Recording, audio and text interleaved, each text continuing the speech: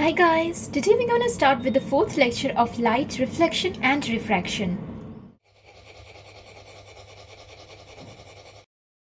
अब जाके हम लोग स्टार्ट करेंगे एक एनसीईआरटी का एक्टिविटी जहाँ पर कह रहे हैं कि हमें एक कनकेव मिरर लेके सन के सामने जाना है। फिर उस कनकेव मिरर को मैं ऐसे रख दूंगी और एक शीट ऑफ पेपर लूंगी। फिर मैं उसे ऐसे हिलाऊंगी, एक बार सामने लूंगी कनकेव मिरर का, एक बार थोड़ा पीछे लूंगी, एक बार थोड़ा साइड में लूंगी। ऐसा करते करते मुझे अचानक एक ऐसा टाइम आएगा जहाँ पर मुझे एक बहुत शार्प ब्राइट स्पॉट मिलेगा मेरे कनकेव मिरर में, और जब कनकेव मिरर नहीं, शीट ऑफ पेपर में। और जब मुझे वो पॉइंट मिल जाएगा मेरे शीट ऑफ पेपर में, मैं उसे हिलाना बंद कर दूंगी और बंद करने के बाद मैं और नहीं हिलाने वाली। फिर थोड़ी देर बाद मैं नोटिस करूँगी कि मेरा ये जो शार्प पॉइंट है ना, वहाँ से वो पेपर स्मोक प्रोड्यूस करने लगेगा। फिर और थोड़ी देर बाद वो पेपर जलने लग जाएगा।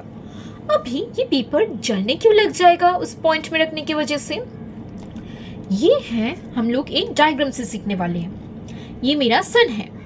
सन से ये जो मेरा रे गिरा, एक इधर गिरा, एक मेरा इधर गिरा, एक और मेरा इधर गिरा। फिर जाके ये जो मेरा पॉइंट जहाँ पर मुझे मिला था ना ब्राइट स्पॉट, वहाँ पर जाके ये सारे रेज रिफ्लेक्ट बैक होंगे। मतलब सन का जो भी रेज था वो सब मिलके उसी पॉइंट में जाके गिरेंगे और उसकी वजह से हीट प्रोड्यूस होगा और वो पेपर जलने लग जाएगा और बर्न हो जाएगा। अभी ये जो पॉइंट है ना, एक देखने वाली चीज है कि यही पॉइंट में मेरा सन का इमेज फॉर्म होगा। सन का इमेज किसकी वजह से?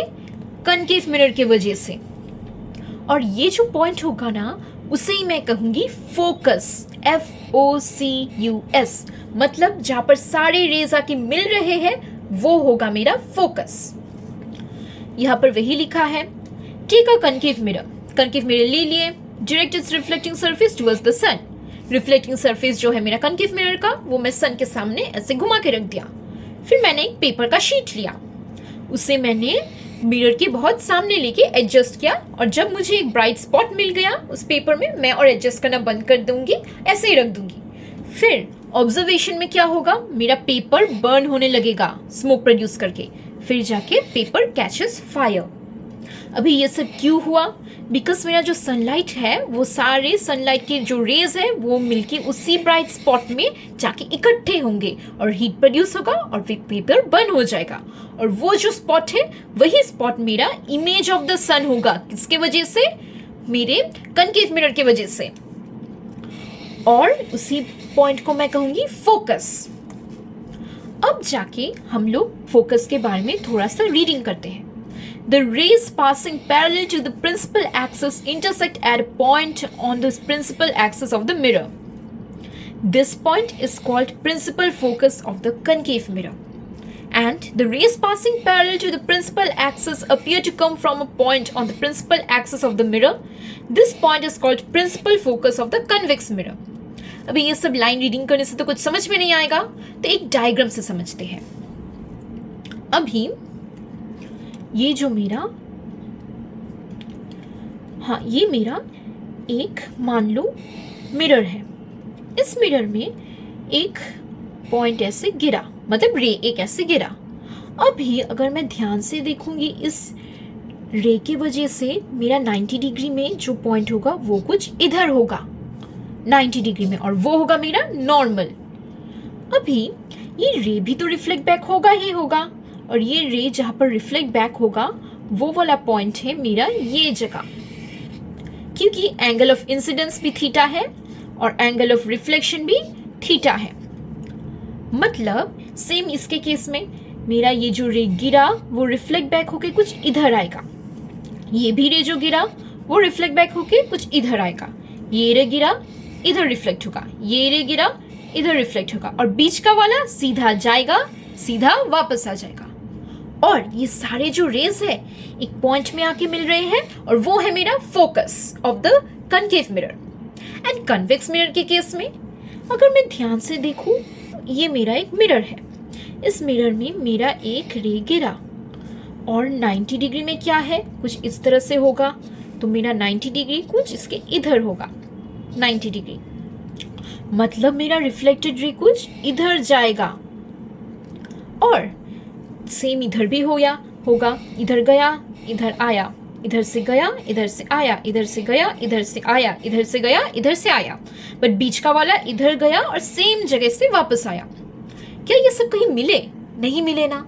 लेकिन अगर मैं बोलूं कि ये जो मेरा रिफ्लेक्टेड रे है, ये रिफ्लेक्टेड रे कुछ मेरा इधर मिल सकता था इस तरफ, सेम इसके केस में ये वाला इधर मिल सकता था, ये वाला इधर मिल सकता था, ये वाला रिफ्लेक्टेड रे इधर मिल सकता था, ये वाला रिफ्लेक्टेड रे इधर मिल सकता था। मतलब दे अपीयर टू मीट, पर मीट होंगे नहीं। और वो वाला पॉइंट है मेरा focus of the convex mirror.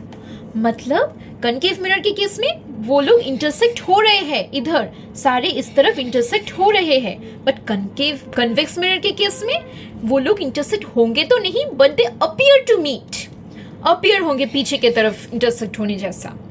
And this is represented by the letter F. Focus F से तो F। अभी distance of the image from the position of the mirror is my focal length। मतलब ये है मेरा focus, मैंने देख लिया, और दूसरा है focal length. Focal length focus से रिलेटेड होगा, समझ में आ रहा है।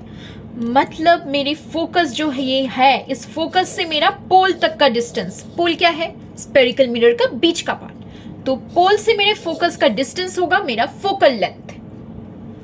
वही है distance between P and F of a spherical mirror, represented by the letter small f। बड़ा वाला f तो फोकस के लिए और छोटा वाला f फोकल लेंथ के लिए।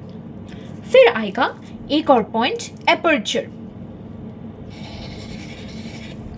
एपर्चर क्या है? ये मेरा स्पेरिकल मिरर है।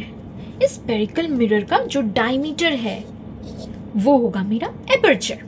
इजी टर्म है, the diameter of the reflecting surface of the spherical mirror is my aperture. अब मान लो ये मेरा स्पेरिकल मिरर है और इस स्पेरिकल मिरर का एपर्चर कुछ इतना तक है, लेकिन रेडियस बहुत बड़ा है। मतलब जब रेडियस बहुत बड़ा हो गया एपर्चर से और एपर्चर छोटा है, तब जाके एक रिलेशनशिप आता है। ये तो मेरा पोल है और ये मेरा सेंटर ऑफ कर्वेचर है बीच में, तो सेंटर ऑफ कर्वेचर और पोल के कहीं बीच में तो मेरा फोकस लाई करता है। मान लो मेरा फोकस कहीं यहाँ लाई कर रहा है, मतलब यहाँ जाके सारी रेस कन्वर्ज हो रहे हैं। इस फोकस से मेरा जो पोल तक का डिस्टेंस है वही तो मेरा छोटा वाला f है, मतलब फोकल लेंथ। अगर मैं कहूँ इस जो फोकस से मेरा पोल तक का डिस्टेंस है वही डिस्टेंस मेरा सेंटर ऑफ कर्वेचर से फोकस तक का भी है, मतलब वो भी मेरा f जितना ही समान होगा डिस्टेंस में, तो फिर सेंटर ऑफ कर्वेचर से पूरा पोल तक का डिस्टेंस क्या हो जाएगा? 2 टाइम्स f, 2f।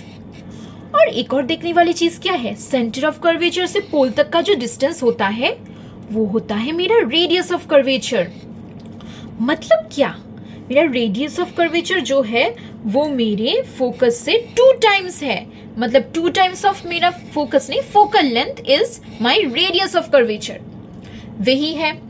एक और बार हम लोग इसे लास्ट देख लेते हैं। ये मेरा स्पेरिकल मिरर, ये मेरा बीच का पोल, ये मेरा सेंटर ऑफ कर्वेचर कहीं यहाँ पर, बीच में मेरा फोकस। अभी फोकस से पोल तक का डिस्टेंस छोटा वाला f, मान लो सेंटर ऑफ कर्वेचर से भी फोकस तक का डिस्टेंस है मेरा छोटा वाला f, तो मेरा 2 टाइम्स f हो गया ये। और सेंटर ऑफ कर्वेचर से पोल तक का डिस्टेंस तो मेरा रेडियस ऑफ कर्वेचर भी है, मतलब radius of curvature is equals to 2 times of f, मतलब छोटा वाला f फोकल लेंथ। ये मेरा रिलेशनशिप है बिटवीन मेरा radius of curvature and focal length के।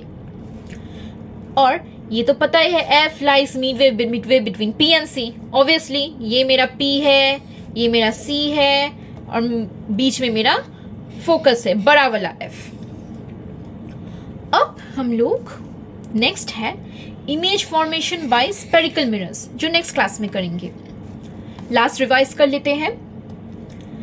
स्पेरिकल मिरर का बीच का पोल, स्फीयर के बीच का centre of curvature, centre of curvature से पोल तक का डिस्टेंस रेडियस ऑफ कर्वेचर, एक इमेजिनरी लाइन जो सेंटर ऑफ कर्वेचर को भी क्रॉस करेगा, पोल को भी क्रॉस करेगा, प्रिंसिपल एक्सिस।